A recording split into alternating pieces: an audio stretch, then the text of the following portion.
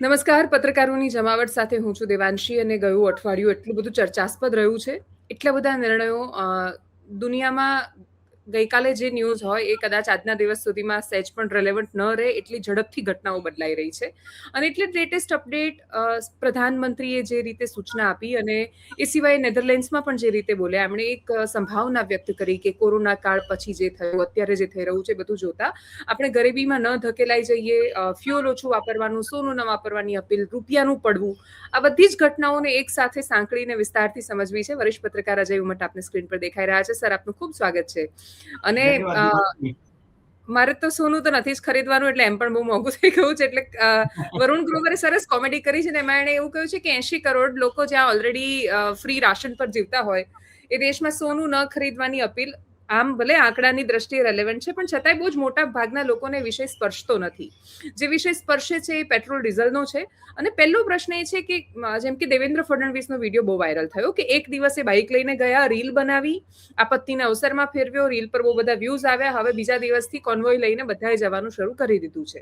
તો એમણે સંકેત આપીને વાતો પૂરી કરી દીધી, પણ ગુજરાતમાં ખેડૂતો તો ધંધે લાગેલા છે. જ્યાં જુઓ ત્યાં ડીઝલ લેવા માટે લાઈનો લાગેલી છે.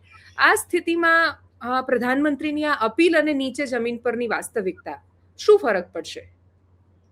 જો પ્રધાનમંત્રીની જે અપીલ હતી ને, આ દેવેન્દ્ર ફડણવીસની વાત તમે જે કરી અને બીજા બધા મહાનુભાવો જે બીજા રાજ્યોમાં પણ કરી રહ્યા છે, આ બધી એક ફોટો ઓપોર્ચ્યુનિટી છે, એક ટોકનિઝમ છે જેને અંગ્રેજીમાં કહે છે, પ્રતિકાત્મક વાત કે ભાઈ હું પણ એમ કે એક દિવસ બાઇક પર ગયો અને એક દિવસ મેં બસમાં મુસાફરી કરી કે રેલવેમાં મુસાફરી કરી.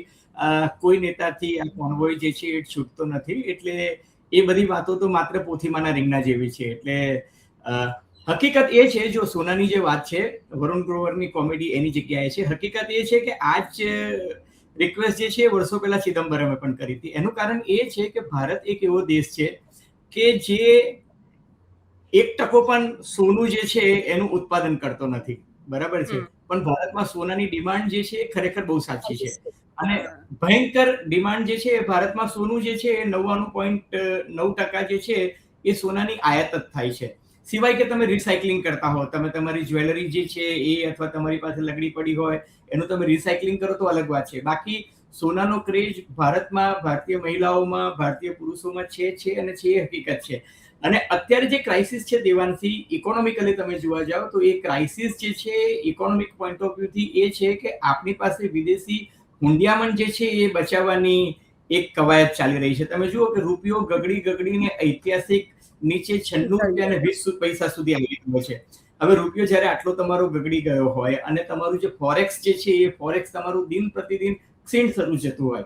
તમે જુઓ કે ભારત રશિયા પાસેથી જ્યારે ક્રૂડ ઓઇલ ખરીદતું હતું ત્યારે માર્કેટમાં એટલે માર્કેટ એટલે હું ઓપેક કન્ટ્રીઝમાં અને બીજી બધી જગ્યાએ જે ક્રૂડ ઓઇલ વેચાતું હતું ઇન્ટરનેશનલ માર્કેટમાં એ $51 થી $55 પર હતું. ભારતને રશિયા જે છે એ ડિસ્કાઉન્ટ રેટથી $40 આપતો હતો. I am giving you a ballpark figure. હવે એ $40 તમે ક્રૂડ ઓઇલ ખરીદો અને ભારતીય રિફાઇનરી કંપનીઝ, પછી એ ઇન્ડિયન ઓઇલ કંપનીઝ હોય, ભારતીય પેટ્રોલિયમ કંપની હોય કે HPCL હોય કે રિલાયન્સ હોય કે નાયરા હોય, આ બધી કંપનીઝ જે છે એ કંપનીઝને રિફાઇન કરતી હતી અને પાછી ઓવરસીઝ વેચતી પણ હતી. તમને વિચારો કે એ લોકોનો નફો એક જમાનામાં એટલો બધો તગડો હતો કે એને કારણે ભારત સરકારે એમની પર વિન્ડફોલ ટેક્સ નાખ્યો હતો કે ભાઈ તમને તો એકાએક આટલી કમાણી થઈ રહી છે, એટલે ભારત સરકારે એમની પર વિન્ડફોલ ટેક્સ પણ નાખ્યો હતો. બરાબર છે.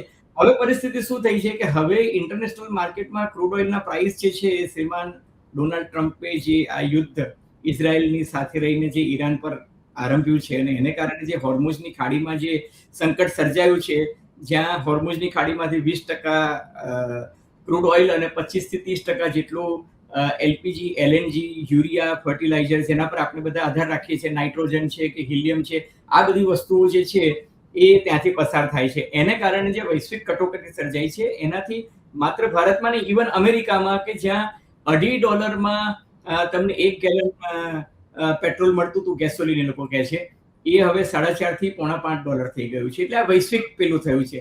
ભારતમાં પણ જે સોનાની આયાત થતી હતી એને કારણે દાખલા તરીકે 88% આપણે જે છીએ એ ક્રૂડ ઓઇલ પર નિર્ભર છીએ.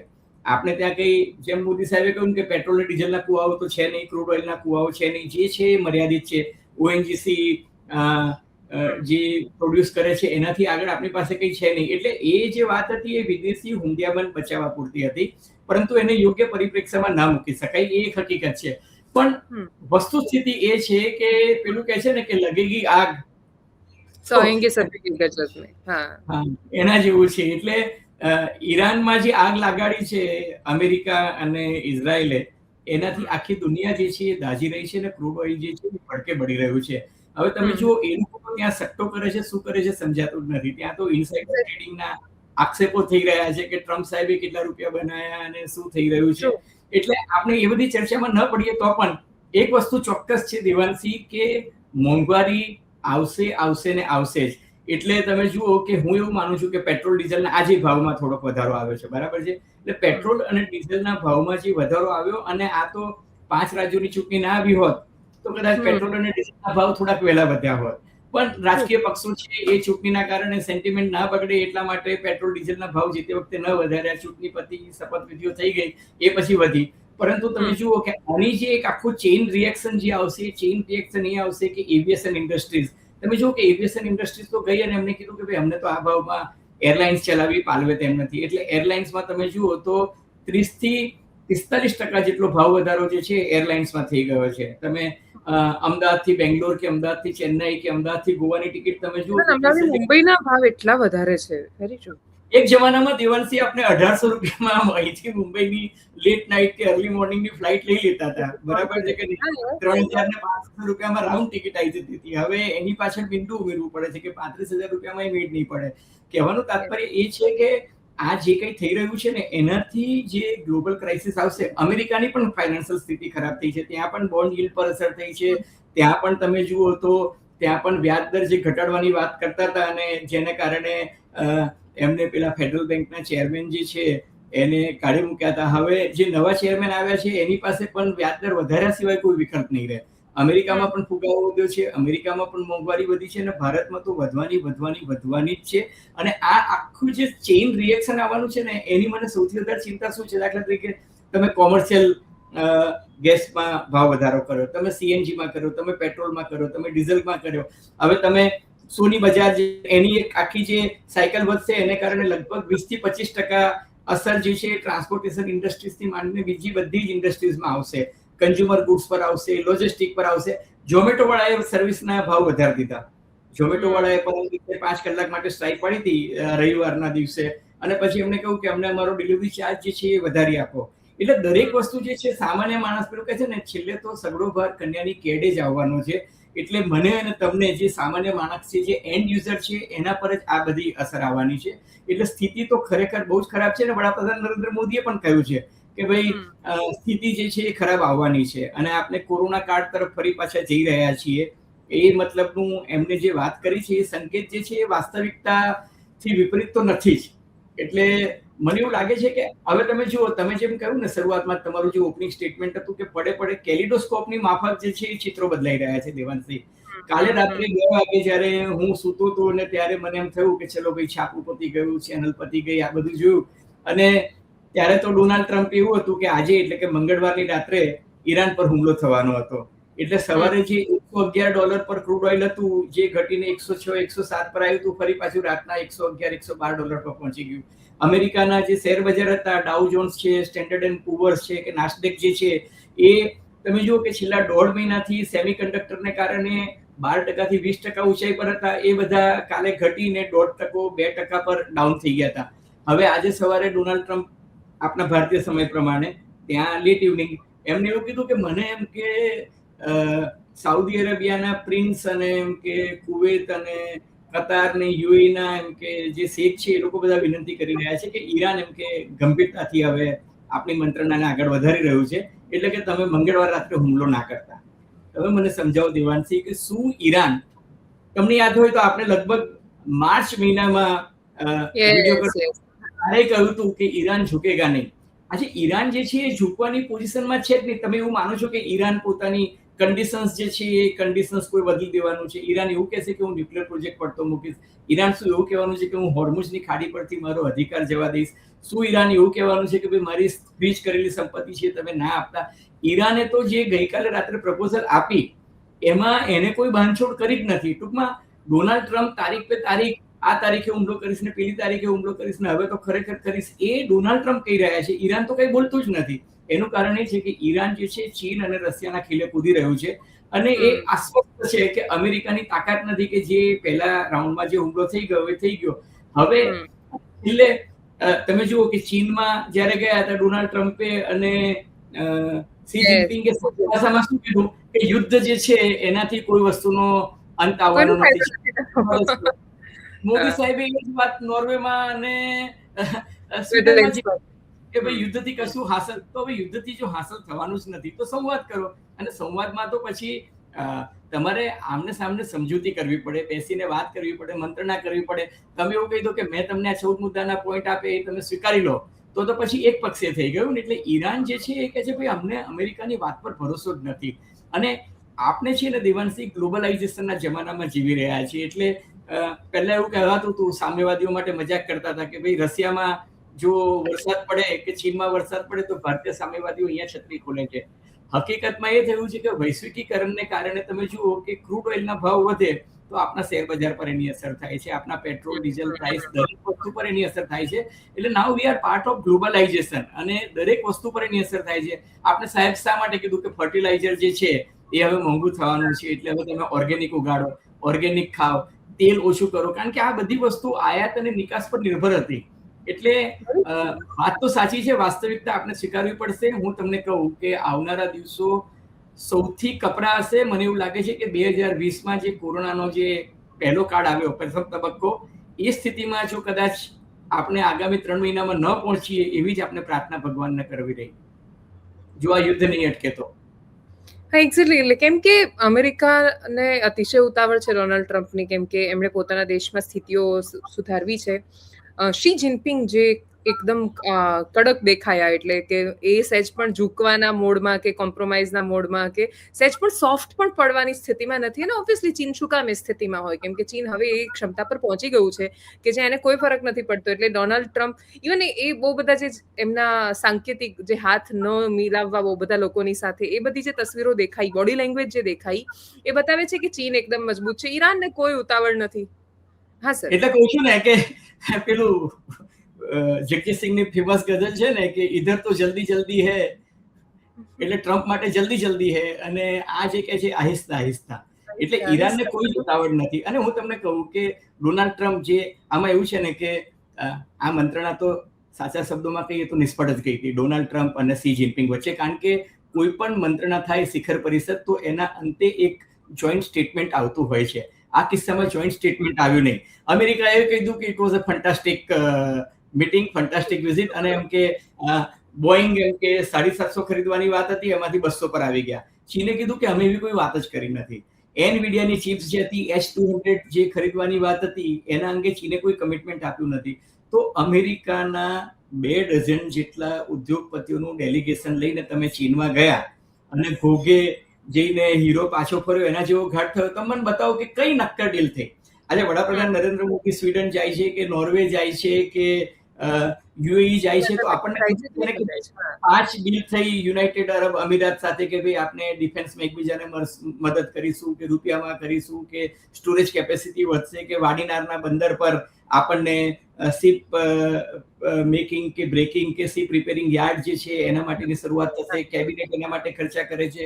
નોર્વે સાથે આપણે વાત કરીએ કે આપણે એવું કહીએ કે ભાઈ ચલો આપનો જે કન્સર્ટ પ્રોજેક્ટ છે એને નવેસરથી આપણે રિવાઇવ કરવાની વાત કરીએ છીએ. તો નક્કર ઓન રેકોર્ડ દેખાય છે ને મેમોરેન્ડમ ઓફ અન્ડરસ્ટેન્ડિંગ કે જેને આપણે લેટર ઓફ ઇન્ટેન્ટ આપીએ છીએ, LOI જેને કહે છે. એવું તો કશું થયું જ નથી. એવું તો કશું થયું જ નથી. ઓન ધ કોન્ટ્રી તમે જુઓ કે જે હવે અંદરની વાત બહાર આવે છે, જે સી જિનપિંગનું ત્યાં સરકાર કહે છે, એવું કહે છે કે જ્યારે ડોનાલ્ડ ટ્રમ્પે એવું કહ્યું કે તમે ઈરાનમાં હસ્તક્ષેપ કરવાનું બંધ કરો અને ઈરાનને શસ્ત્રો આપવાનું બંધ કરો, તો સી જિનપિંગે બહુ ઠાવકાઈથી એવું કીધું કે તો તમે તાઇવાનને એમ કે શસ્ત્રો આપવાનું બંધ કરો.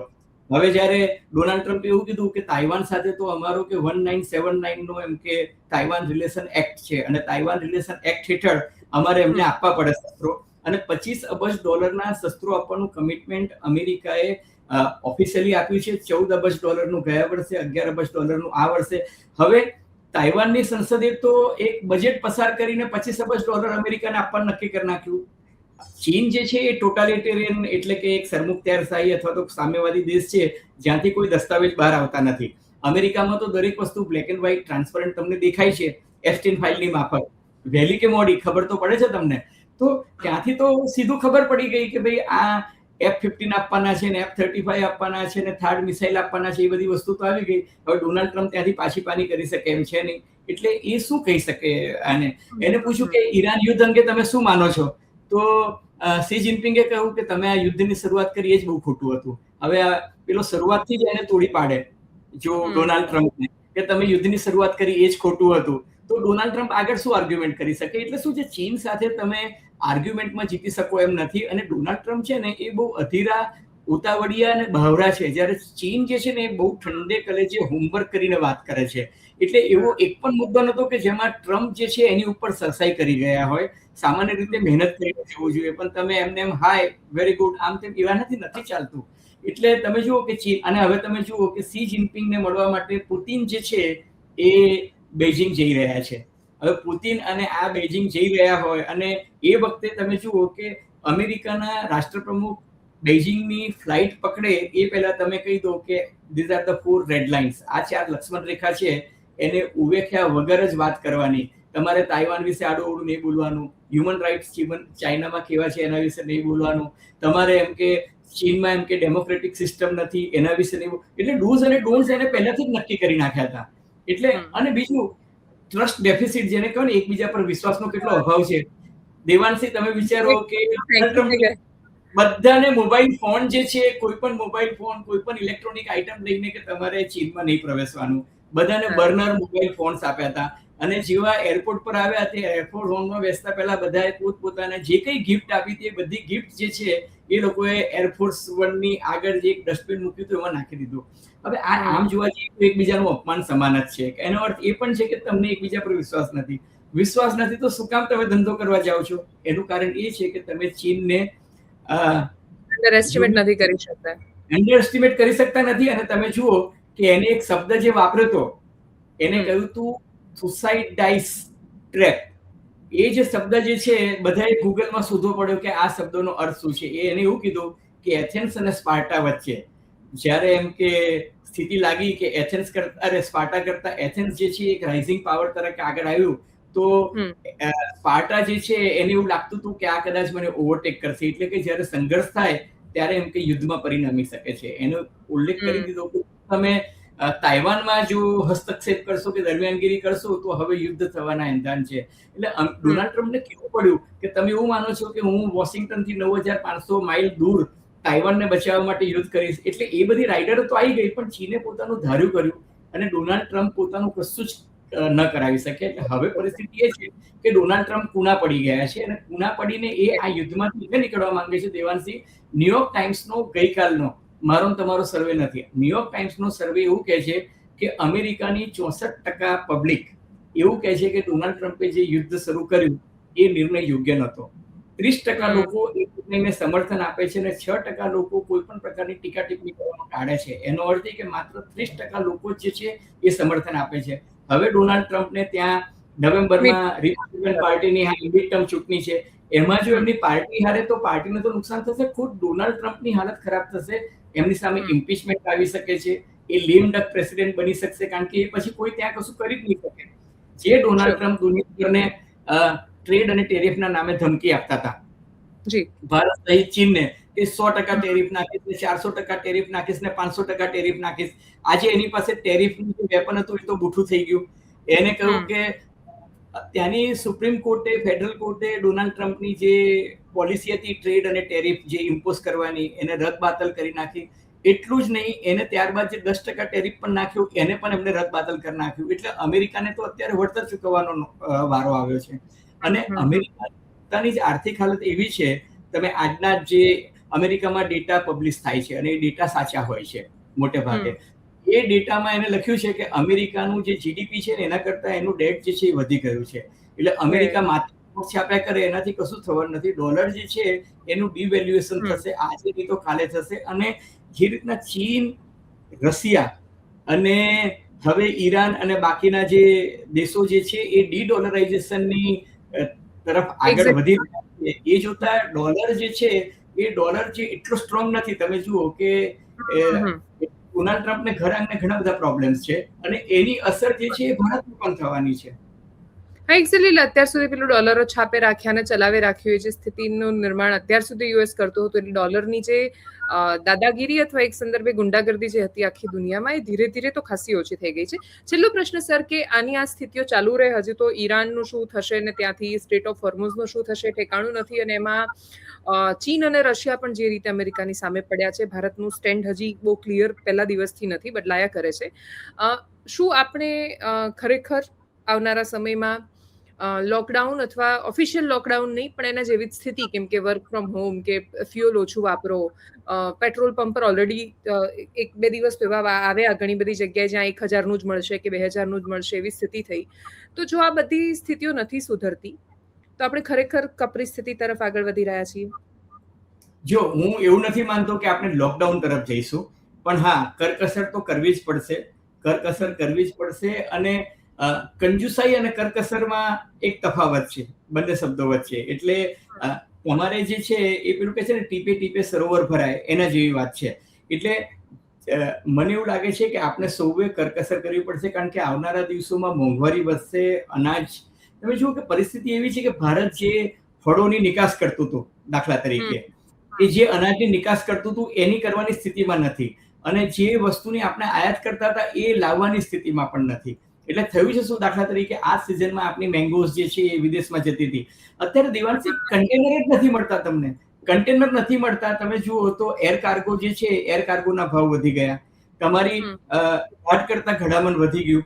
તમારે અત્યારે અહીંથી કન્ટેનરમાં કોઈ પણ વસ્તુ દુબઈ મોકલવી હોય કે ઈરાન મોકલવી હોય, પહેલા જે આપણે જે છે ગુજરાતની જ વાત કરું તો ટેક્સટાઇલ છે, ફાર્માસ્યુટિકલ છે, તો આપણો ફાર્માસ્યુટિકલ બિઝનેસ એટલો સારો ચાલતો હતો, આપણો ટેક્સટાઇલનો બિઝનેસ હવે બધો ઠપ થઈ ગયો છે, કારણ કે તમને સમુદ્રમાં મોટે ભાગનો વ્યવહાર જે છે એ દરિયાથી થતો હતો. હવે તમને કન્ટેનર જ નથી મળતા, અને કન્ટેનર મળે છે તો એનું પ્રીમિયમ જે છે એ 700-750% તો ઇન્સ્યોરન્સ કંપનીઓ માંગે છે, કારણ કે તમને ભરોસો જ નથી. તમે મને કહો કે સલાયાનું વાહન સોમાલિયાથી ઓમાન જતું હતું, એમાં ઘેટા બકરા હતા, બરાબર છે, તોય એને ઉડાડી દીધું, બરાબર છે. આપણા ઘેટા બકરાનો શું વાંક ને પેલા ટંડેલ ને તેર ખલાસીઓ બચી ગયા, એ તો સારી વાત છે, પણ વગર લેવે દેવે ઉડી ગયા ને. તમને ખબર જ નથી કે કોણ ક્યારે તમને ક્યાં ગોળી મારશે, બરાબર છે. ચાંચિયાઓ ક્યાં તમને હેરાન કરશે, નૌકાદળ ઈરાનનું નડશે કે અમેરિકા નડશે, તમને રોકી પણ દીધા મધદરિયે, તો તમે શું કરો? અત્યારે ભારતના અને દુનિયાભરના જે જહાજો હોર્મુઝની ખાડીની પેલી તરફ જે ફસાયેલા છે, તમે એમની સ્થિતિ વિચારો. બિચારા દરિયામાં કેટલો ટાઈમ રહેશે. અત્યારે એમના એર કન્ડિશન નથી ચાલતા, એમની પાસે ફ્યુઅલની ક્રાઇસિસ, ચારે તરફ ખાડીના દેશોમાં આટલું બધું ક્રૂડ ઓઇલ છે, છતાં એ લોકોને ત્યાં આગળ ઇવન ઈરાનમાં પેટ્રોલ અને ડીઝલના ભાવ વધ્યા છે.